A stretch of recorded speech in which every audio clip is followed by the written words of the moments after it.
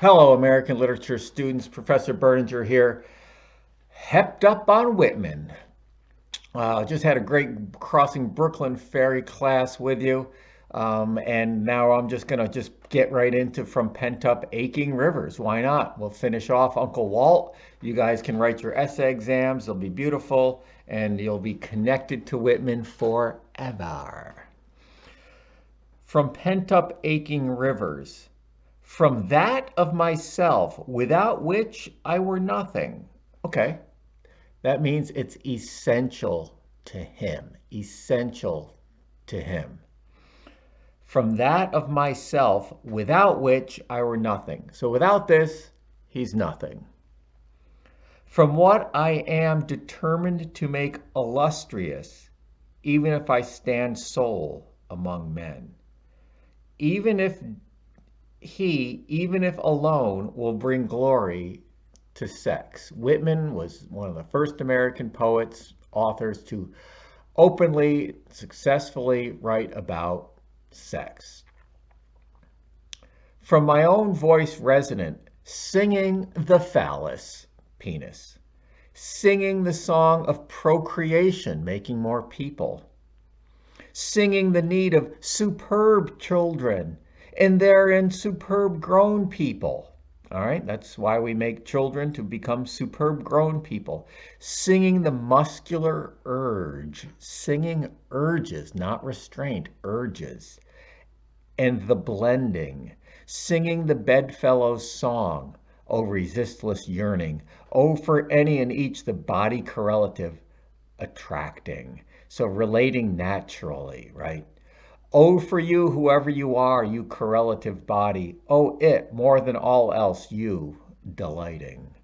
From the hungry gnaw that eats me night and day. Now, there's a nice way to talk about desire, right? The hungry gnaw that eats me night and day. Let's face it, folks, contemporary people are obsessed with sex. Movies, songs, television, you name it, right? You name it. Advertising, right? It's all sold. Much of it's so sold with sex. Thoughts that go through people's heads. Whitman's just acknowledging what everybody knew and now knows all the more. From native moments, from bashful pains, singing them, seeking something yet unfound, though I have diligently sought it many a long year. Maybe it's reproduction. Walt Whitman never had any kids. He was gay. Singing the true song of the soul, fitful at random, renaissant, renewal, with grossest. Now, gross means big, not necessarily disgusting. Gross, a big, gross, 144. Renaissant, with grossest nature and among animals, of them, and what goes with them, my poems informing, of the smell of apples and lemons, of the pairing of birds, aye, of wet woods, of lapping waves. This is not your Victorian literature, okay? The Victorian era that Whitman is sort of living through was about we are separate from nature. We can study nature. Whitman is saying we are nature, right? This is definitely, you know how we talked about you're a part of or apart from? Whitman is like, we are a part of nature. We are animalistic, right? The overture lightly sounding, the strain anticipating, the welcome nearness, the sight, there it is, of the perfect body. The swimmer swimming naked in the bath or motionless on his back, lying and floating. The female form approaching, eye pensive, love flesh tremulous, aching. So the bodies are coming together. They're drawing near. The divine list for myself, for you, or for anyone making. The face, the limbs, the index from head to foot, right? Looking each other over. The index from head, forehead, eyes, nose, neck, other body parts, the foot. The mystic deliria, madness amorous, the utter abandonment. This is his description of sexual desire. Hark! Close and still, what I now whisper to you. I love you. Oh, you entirely possess me. Oh, that you and I escape from the rest and go utterly off, free and lawless. So cut loose, baby. Freedom. Two hawks. You ever see hawks or eagles have sex? Look on the YouTube. It's pretty wild. They do it in the air. It's crazy. Two hawks in the air, two fishes swimming in the sea, not more lawless. Again, comparing people to nature. We have animal drives just like, well, animals have animal drives. He is saying we are a part of it. The furious storm through me careering, I passionately, trembling. The oath of the inseparableness of two together, of the woman that loves me and me and whom I love more than my life, that oath swearing. Oh, I willingly stake all for you. Oh, let me be lost if it must be so. Oh, you and I, what is it to us what the rest do or think? Only the lovers matter to the lovers. And if you've ever been madly in love with someone the first few months of a relationship, it's all downhill after that. But those first few months of a relationship, what is it to us what the rest do or think? Only the lover is lover. If you ever have a friend who's fallen in head over heels for someone, they are so stinking boring those first few months that they're in love with someone else because they're just, you lost them to that, but they'll be back.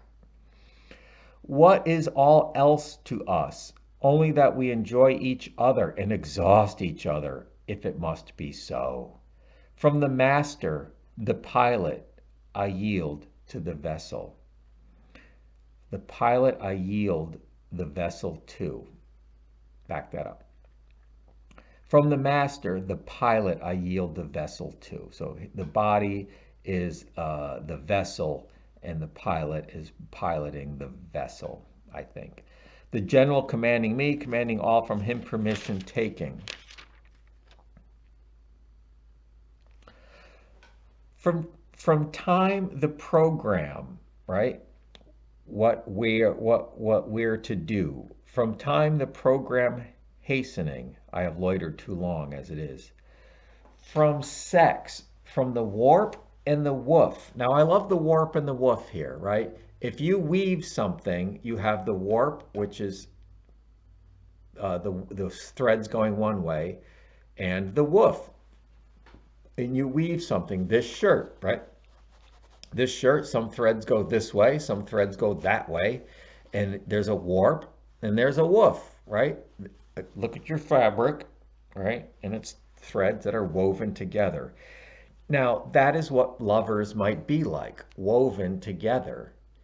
But it's still two threads, right? The thread is never one. Together they're stronger. They could not be any closer, but they never quite become one, right? You can never quite become one with someone else as much as you want to or try to.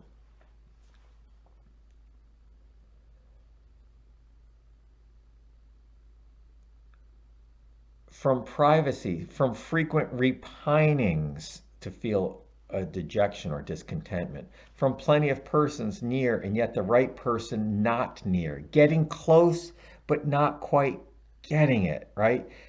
Plenty of persons near but not the right person, from the soft sliding of hands over me and thrusting of fingers through my hair and beard, ooh, that's handy, from the long sustained kiss upon the mouth or bosom, from the close pressure that makes me or any man drunk, fainting with excess, from what the divine husband knows from the work of fatherhood, from exultation, victory, and relief from the bedfellow's embrace in the night, from the act poems of eyes, hands, hips, and bosoms. Now that's a funny phrase. I like that phrase a lot. Whitman uses it, an act poem.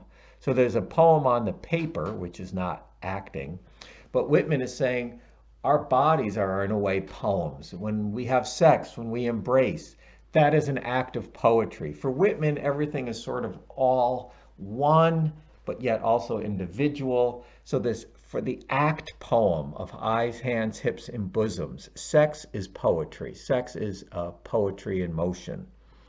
From the cling of the trembling arm, from the bending curve in the clinch, from side by side the pliant coverlet off throwing. And the last stanza. from the one so unwilling to have me leave, and me just as unwilling to leave. Okay, so that's real sweet, right? From the one, the person so unwilling to have me leave, and me just as unwilling to leave. Yet a moment, O tender waiter, and I return. From the hour of shining stars and dropping dews, from the night a moment I am merging, flitting out, right? Moving about erratically, directionless. Um, Celebrate you, act divine, and you children prepared for, and you stalwart loins. Ooh, stalwart loins. There's an ending for you. There is a feeling in this last stanza. One of my students thought of this, and I agreed. There's a feeling of sort of post-orgasmic loss in the last stanza here. From the night, a moment, I am merging, flitting out. Celebrate the divine act you children prepared for, you stalwart loins. So you may be tired, but you want more. You want more. And Whitman is saying here about sex and procreation. We go back to the earlier part of the poem about singing the need of superb children, right? And therein superb grown people. So the procreation, the future of the race, of the human race, all humans, is this desire. We have this desire, this sexual desire to connect. We can only connect so far, but we must make more. We do make more people. Now, I think the world would be better off without people. So I'd be quite happy if no one ever had another child again. But that's just me. That's just me. I like nature. People are bad for nature, but it's, what are you going to do? But not Whitman. Whitman here at the end, and you stalwart loins. So keep desiring, keep wanting, um, keep keep that pent up aching river so that it can burst forth and make more people. So again, very much a poem about human connections. Crossing Brooklyn Ferry was about connecting through time and space. We talked a lot about that in class. It was fabulous. I think I recorded it. He connects with Lincoln in through the Lilac. Populous City is about human connections are far more important than learning stuff about architecture and shows and culture and society. It's the individual connection that matters. So Aching Rivers, Crossing Brooklyn Ferry, Populous City, and When Lilacs Last and Dooryard Bloomed are Whitman poems. Like much of Whitman, it's about seizing the day, staying connected, bonding with others, and that's what he was about, celebrating people and celebrating those connections. Good, bad, the whole big happy mess of human life.